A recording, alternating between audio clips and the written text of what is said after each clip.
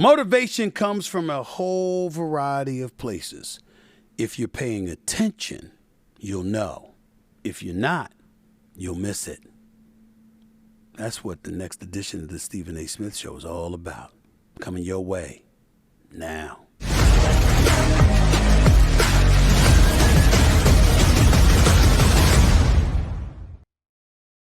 What's up, everybody? Welcome to the latest edition of the Stephen A. Smith Show, coming at you as I love to do at the very least every Monday, Wednesday, and Friday, 4 p.m. Eastern Time, 1 p.m. Pacific, over the airwaves and the streaming airwaves of YouTube and beyond. Obviously, we're here in our studio thanks to our official studio sponsor, FanDuel Sportsbook. FanDuel is the official sports betting company of the Stephen A. Smith Show. By the way, before I get any further, make sure to like the video and follow Stephen A. Smith channel for all updates. Click the notification bell to find out about all my new content. The Stephen A. Smith channel, check it out.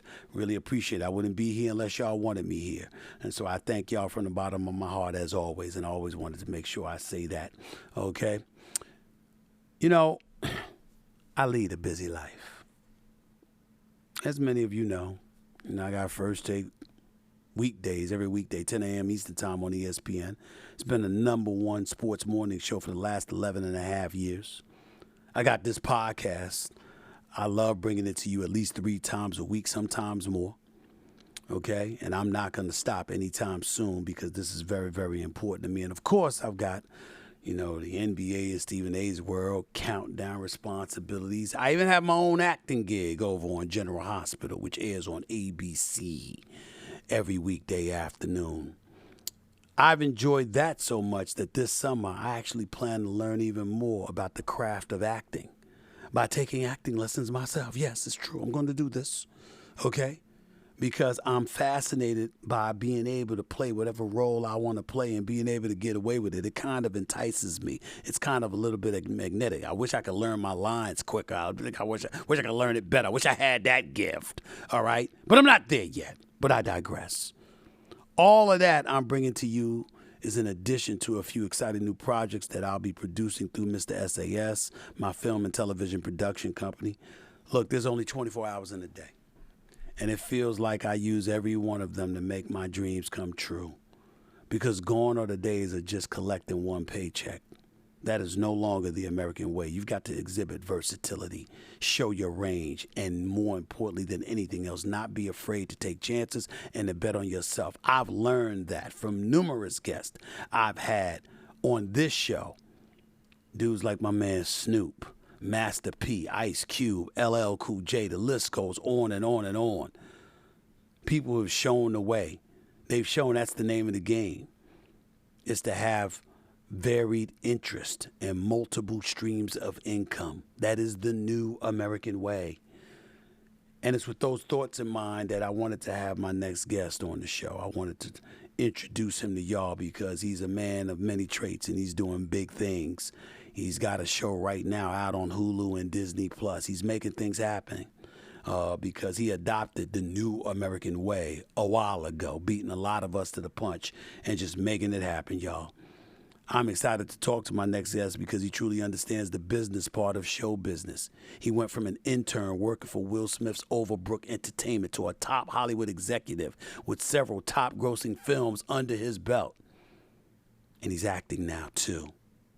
I had to have a conversation with this man about himself, his accomplishments, his future endeavors, and to some degree, yes, even Will Smith, because he knows Will Smith.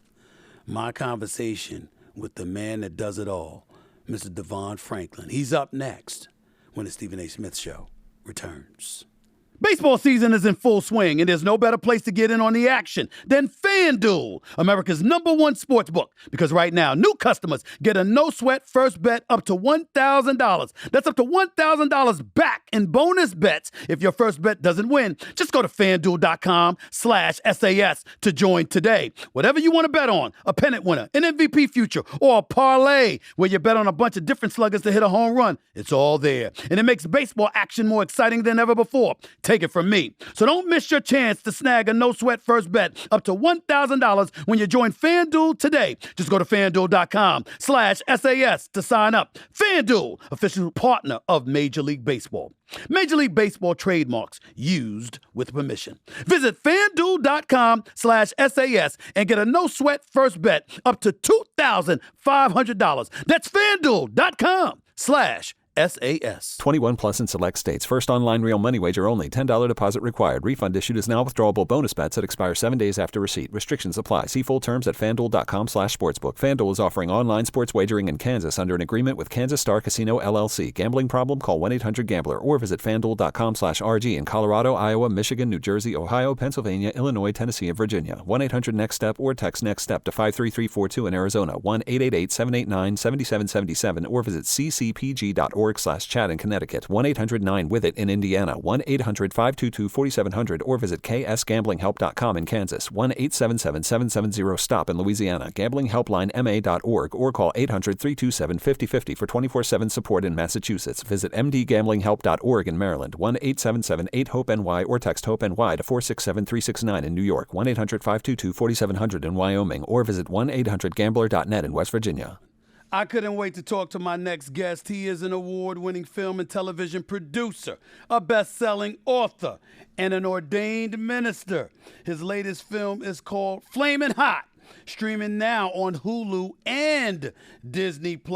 Please welcome the president and CEO of Franklin Entertainment, Mr. Devon Franklin. What's going on, my man? It's been a few months since I saw you. How you doing, man? How's everything? Yeah.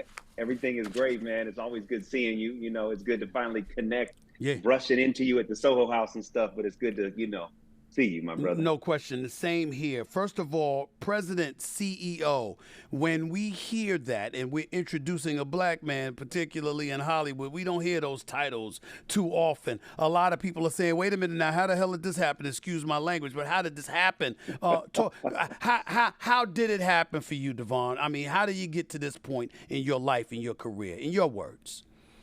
Yeah, man, I've been working in Hollywood since I was 18 years old. I started as an intern working for Will Smith in my freshman year going to USC.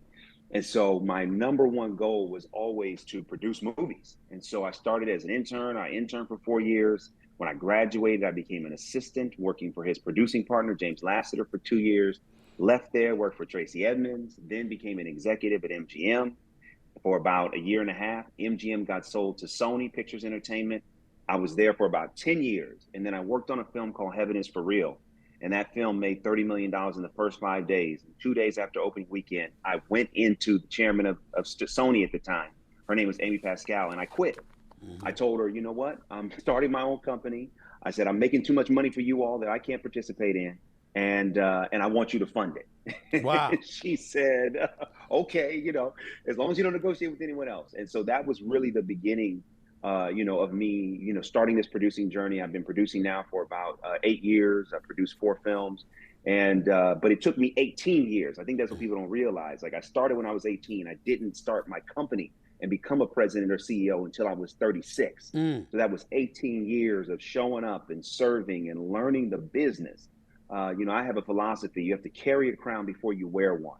And so I spent 18 years carrying the crowns for others so that I could learn how to carry my own, so to speak, right now. Well, how old were you when you went into that office and said, I'm making enough money for y'all, I want to make some, I want to make some for myself? I mean, I'm sure you weren't 18 at that particular moment in time. No. How old were you when you made that proclamation and said, hey? Man, that was 36. Wow. That was 36, 18 years later. So I went in and said, hey, you know what, I'm quitting. And I didn't care what she said because I just knew it was time. I'm thankful that she ultimately gave me a deal and I was able to start my company. But I knew that I had been there long enough and I had made an impact. I worked on movies like The Pursuit of Happiness and 7 Pounds and 21 and Captain Phillips and, the Karate Kid remake. I'd worked on so many hit films. I just knew that was the time for me to make that leap and to really bet on and believe in myself. You know, I want to transition to Flamin Hot because that's the name of your latest film, streaming now on Hulu and Disney Plus, by the way. Now, forgive me for asking the question this way, but when you hear ordained minister in one breath, and then you hear the title Flamin Hot in the next, I mean, it doesn't exactly coincide with one another. Could you explain what the title and, more importantly, what is this film about? Yes. So, listen, I know that, right? Everybody's like, wait, how do all these things mix? Yes. But for me, they mix just because that's just who I am. Mm-hmm. I started preaching when I was 15 years old, and I've been preaching ever since. It's just something I've always done. So that preaching never stopped my passion for movies. If anything, it actually enhanced it. So when you talk about Flamin' Hot, this is a movie that's a true story. It's the true story of Richard Montañez, who started as a janitor. He's the son of a Mexican immigrant. He used to be a janitor at Frito-Lay, had this idea to put chili powder on a Cheeto and market it to his community in Southern California. The CEO gave him a chance to do that. And what we now know as Flamin' Hot became what it is now. And he got catapulted from being the janitor to becoming one of the top executives in the company. And he's referred to as the godfather of Latino marketing. And this movie, people all around the world are watching it. The numbers are crazy. It's the only movie in the history of Disney to go out on both Hulu and Disney Plus, the only movie, because the powers that be believe in it so much. And this story is inspirational, it's motivational, and Eva Longoria directed the film. This is her directorial debut, which I was grateful to work with her on this film and for her to work with me. And we're just excited to be able to put this movie in the world. So many people need hope, they need help. And to see a film like this, it's a true story, I think does a lot for people's, spirit. And lets them know that all things are possible to those who believe. Do you feel that in this particular day and time, I mean, I don't care what year it is, what decade it is, there's always this need for the content that's motivational, that's inspirational, and we get that. But do you get the sense, coming from the avenues that you're coming from Hollywood, being a producer, being somebody that does so many things, but in the same breath, being an ordained minister, do you find that in this day and time, more than ever before, things that are motivational and inspirational are needed, possibly more than ever before? It feels that way, just anecdotally. I travel the country and I'm speaking, regularly. I mean, last week I was in Minnesota. This weekend I'll be in Atlanta. And I get a chance to really stay in touch with real people. And people are hurting. Things are more uncertain than they've ever been. When you look at the economy, when you look at the communities, there's so many things going on in Washington, and there's just a lot of anxiety. So movies like Flamin' Hot, I do believe, provide hope, they provide help. And they also say that no matter what you face, you still can find success. And for me, that's why I came to Hollywood. My father died when I was 9 years old. He died of a heart attack when he was 36, and he was an alcoholic most of my life. Most of my memories of him are when he was drunk. And, my mother didn't have money for therapy. So it was church and watching movies and television shows that became my therapy. And movies like Rocky and Back to the Future and The Color Purple. And I just felt like, well, if Hollywood can inspire me, I want to use Hollywood to inspire others.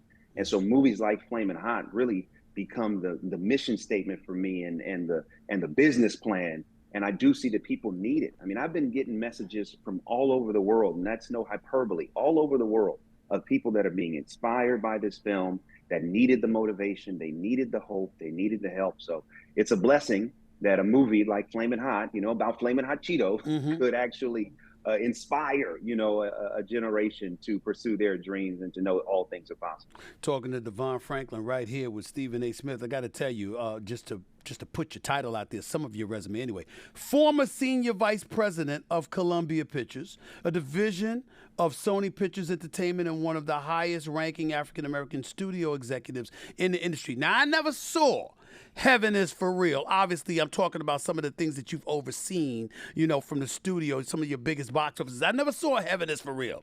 I saw Pursuit of Happiness with Will Smith. I saw that. I saw the Karate Kid. I saw the Karate Kid. I've watched it about 10, 15 times. Okay, jumping the broom. I mean, I saw that as well, you know, and so I'm looking at it, and obviously there's inspirational angles that come with all of this. Is that what you look to do with every particular film that you co-sign, that you produce, that you put forth? Absolutely. I mean, you know, it's like every time I watch you on TV or watch the podcast, the one through line is a commitment to truth, right? Like that's the through line. Whenever I watch whatever you do, like you're like, listen, we are going to tell the truth regardless of how people feel about it, regardless of what people think. You know, you're going to speak your truth in everything, regardless to what it may be. And so for me, inspiration is my through line, like that inspiration. So, you know, whether it's a book, whether it's that I've written, whether it's a movie I'm producing, whether it's a sermon, whether it's a TV appearance, whether it's acting, which I just got into, it's really all about inspiration. How does someone watch whatever it is I've done and leave more inspired, more information, and more hope to pursue whoever they've been called to be? So that is the through line. So I could do a comedy. I'm doing a comedy for Amazon. That's my next movie. That is inspirational. You know, I'm doing another true story, you know, for Amazon. I'm producing action films. So it's always about what is the inspirational element, because that's the secret sauce people don't talk about. The most inspirational franchise ever, I believe, is like Star Wars. And it's all about faith. It's like, oh, you have to believe in the force. You have to believe in something you don't see in order to find success. And that's the essence of faith. And so when you look at the most successful franchise in Hollywood, I believe the secret sauce is always inspiration. So that's definitely what I'm committed to. The thing that strikes me is that I'm listening to you, and I'm viewing your resume and then seeing your works, and I've said to myself, again, we go back to the ordained minister. Why is he in Hollywood? Why is he in Hollywood? Because when you think about Hollywood, you know, you think Hollywood needs a lot. You know, Hollywood needs a lot of things. You know, and you certainly don't want to find yourself compromised in any way, because Hollywood can take you there. In a lot of people's eyes, that's how they think. Do you feel it's necessary to be in Hollywood to provide that level of inspiration and motivation because of the times that we're living in, because of the power Hollywood has to manipulate minds and dictate things as it pertains to what's going on in our society? Or are you just there because this is where business like this basically gets done? And you know, going someplace else, you can go to Atlanta, or, you know, Tyler Perry's got his studios there and stuff like that. You see them taking business to Detroit and other places, or at least a few years ago they were doing that. But nothing usurps Hollywood. Are you of that mindset? Yeah, I am of that mindset. You know, I believe, you know, one of the reasons why I got into the business is I do believe Hollywood is one of the most powerful mediums in the world. And I just, you know, my mission statement getting into the business was, I said, well, if I can be a part of this, you know, powerful medium, I believe I can change people's hearts and minds, you know, for the better. And so when you talk about, you know, being an ordained, you know, minister, or even the roots of preaching, the irony there is that my community of faith, when I started to share with them as a teenager that I wanted to go to Hollywood and I wanted to produce films, they would tell me, you can't do it. You're going to lose your faith. It's Sodom and Gomorrah. It's the devil's playground. That's what I was thinking. And I would. That's what I was thinking. Y'all you better pray for me. I said, because I'm going. Because on a weekend, if I'm in front of an audience, let's say the biggest audience I've ever been in front of in person is a couple thousand people. When a movie stream, when Flamin Hot streams, it's millions. Wow. So Hollywood becomes the amplifier, it becomes the magnifying glass, it becomes the bullhorn.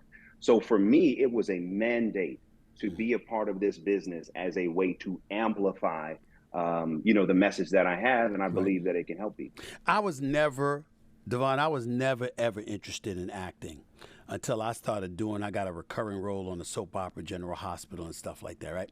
I was never interested in acting. Let me tell you what changed my mind about it. Regardless of my commitment to telling the truth as I see it, to exposing myself to as much truth as I possibly can, to learning from the brilliant minds, including yourself, that are out there and various others, ultimately, I found the one thing I loved about acting is that you actually could be whatever the role calls for you to be.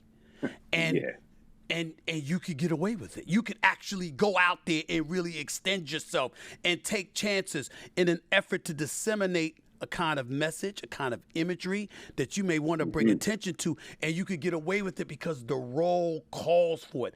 I find that to be incredibly exciting. What level of excitement does that knowledge of the industry, because you have far more of it than I do, what level does that knowledge of the industry, how does that touch you and inspire you to continue to do what you're doing? No, absolutely. I mean, I love what you're saying, right? Because it's like, you know, in those moments you've had where you've been able to act, it's like, yes, you are bringing who you are to it, but you're also in the process of creating who this character is and then having the freedom to do that. So for me, you know, like I said, I've been in the business since I was 18 years old and working, you know, with people like a Will Smith, you know, I mean, he's obviously still an incredible star, but I mean, I was with him, you know, in his heyday, you know, as he ascended to the throne of being, you know, the most visible and successful movie star in the world. And one of the things that I learned from him was like, wow, not only just acting, but being in this business can be freeing if you commit to the process. And so that, to me, is when I hear you talking about it, I hear you saying committing to the process that is required to be successful in doing that. So for me, you know, I just was in a film called Jesus Revolution, and it was the first film that I've acted in. It came out earlier this year. It did tremendous at the box office. And for me, I had to just commit. Like, I've never acted before. I got with an acting coach and I said, I'm going to find the freedom of this. And I am going to allow what I know myself as a producer. I'm going to allow that to service me, but I'm also not going to be prisoner to it. I'm going to learn how to render this character. I'm going to take the direction and do my best to become who they need me to be for this film. And I enjoyed it, man. I just like you. I mean, I thoroughly enjoyed it. And I'm excited about other opportunities in front of the camera and behind the camera. Couple of questions before I let you get on out of here. You brought up Will Smith, and I think it's apropos to ask you this question because as somebody who obviously has had to deal with him and know him personally, the fair question that I'm not going to judge him. I was very upset at what he did with Chris Rock and stuff like that, but I still love Will Smith. I love the work that he's done. I love how he's represented our community for so many years. I just thought that was a very, very bad thing to do. Having said all of that, did you find yourself looking at him go out of character and become very concerned, dare I say, about what Hollywood and all the pressure that comes with being a megastar has done to him? As a person that can speak to character issues and how society can have an effect on us, some of it self-inflicted when we expose ourselves too much to social media and stuff like that. We know that. But did you find yourself thinking about that, contemplating the effect that this world, this society as a whole has had on us when you saw that incident take place? You know, I was there that night. I didn't know I serve as a governor for the academy. So I've been serving as a governor now I'm in my 4th year. So I was, you know, at the venue when it happened. And I'll be honest with you, I didn't think so much about what society has done. You know, I've known Will now for 27 years. Wow. And I know who he is, and I know his character, and I know his integrity, and I can speak to it personally. So my number one concern was mostly for him, you know, in that, like, okay, what's going on? Are you okay? Obviously concerned for Chris, but I didn't think about society. It wasn't about a public thing. It was more about a personal thing. And the thing I know about Will is committed to the process of self-improvement in a way that I've never seen anybody commit to it. And I know for a fact, you know, he has taken this incident and he has used it to become an even better, more dynamic, more compassionate individual and human being. And that's just how he lives, you know, and he'll be the first one to tell you, you know, what he learned from the experience and what his process has been. But my concern was not about what the public per se has done. I was just mostly concerned, you know, personally, you know, here's my brother. You know, is he okay? Are you all right? Is there any way I can be helpful to you in this moment? It was more that than anything else. I remember it, and I remember how I felt and how angry I was because I know Chris Rock very well. But at the end of the day, I just looked at Will and I said, you know something? I'm mad about what he did, but not who he is. He's always been a wonderful dude, and I'm going to choose to remember that, and I'm going to make sure that that's something that I remind everybody else along the way. He is a good dude. It was a really bad moment, and that's between him and Chris, and I'll leave it at that. Before I let you get on out of here, publisher, you're the author, rather, Simon & Schuster book, Yeah. Produced by Faith, released in May of 2011, that how-to guide about pursuing your career without compromising your faith. I thought about that when I thought about you coming on today. What advice would you give to a bunch of folks out there, seeing the work that you do, seeing the mission that you're on, knowing that there are so many people that have their own mission, but all of us are attached in some way to serve as a motivational vessel to help improve the lives? I think most people are trying to do that. I don't think most people are out to bring people down. I think most people want to have a positive impact on our society. Thinking about what your goals have been, what you've written, what you've produced, what you've been a part of, what advice would you give to people, particularly with Flamin Hot out now, HULU, Disney Plus, the whole bit, the advice that you would espouse at this particular moment in time that you want people to peel away and to take away from any conversation or anything they hear coming from Devon Franklin? Yeah, the number one thing is the process. Commit to the process of becoming yourself. So often there is a desire to be something else or be like someone else. And as a result, we never fully embrace who we are.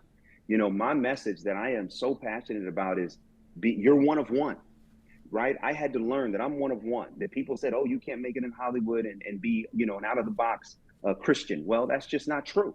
And I had to say, well, no, maybe it hasn't been done before, but I'm going to show that it can be done, not to prove a point, but to become the best version of me that I can be.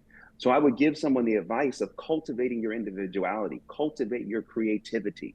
Don't try to be like anyone else. Be like yourself and commit to the process of service. Service is the way to not only learn more about you, but to also learn more about what you're aspiring to do. In my experience, in this environment of Instagram and instant, gratification, there are people that are too impatient when it comes to the process of success. And as a result, they don't serve, they want to be served.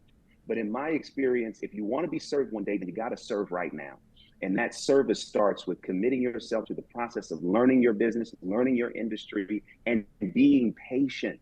Because so often we think that, if I get it fast, then that means it's going to validate me. No, it won't. Whatever you feel is going to validate you, you're going to get it and you're going to be depressed. The greatest validation is looking in the mirror and loving to look back at you. Pulling out the phone before you take your selfie and saying, God, you did a great job. That right there is the best validation. So if you become one of one and you become the best version of yourself, then any place you show up, they better watch out because you're there. You know that would be my advice. Don't look for anything outside of you. Look for what's in you. I feel you. I don't disagree with you, but the visual example, Devon Franklin, that you just provided, I'm thinking about all of these daggone people I see doing their selfies. I'm like, don't we have enough people who think that, God, you done a great job? Don't we have enough people saying that to them? I'm just wondering, man. I'm just wondering. Yeah, I'm just saying, man. I'm just saying, there's a whole bunch of people with these selfies out here. You know what I mean? Oh, my goodness.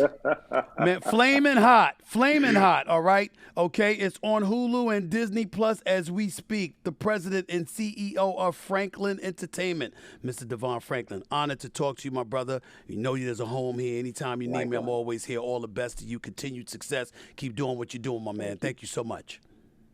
Will do. You too, my brother. God bless you. God bless. All right.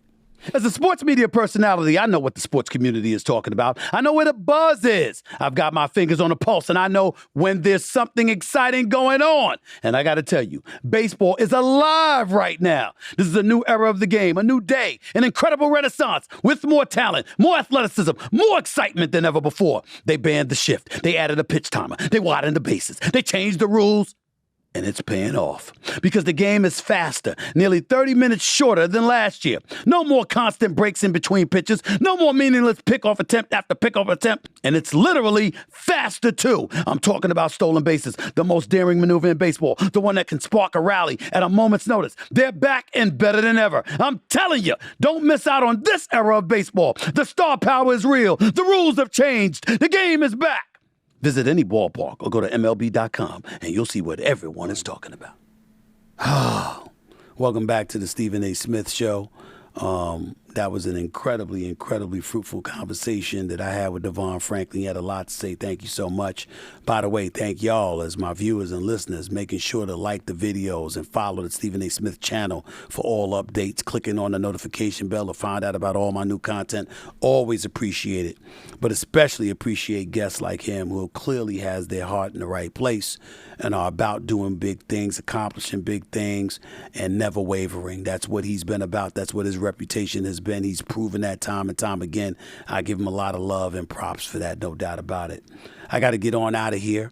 I hope y'all enjoyed that conversation that I have with him, and I hope you enjoy the conversations to come, whether it's me talking to somebody else or just you listening to me talk to myself about whatever the hell is on my mind. That's what it comes down to from time to time, okay?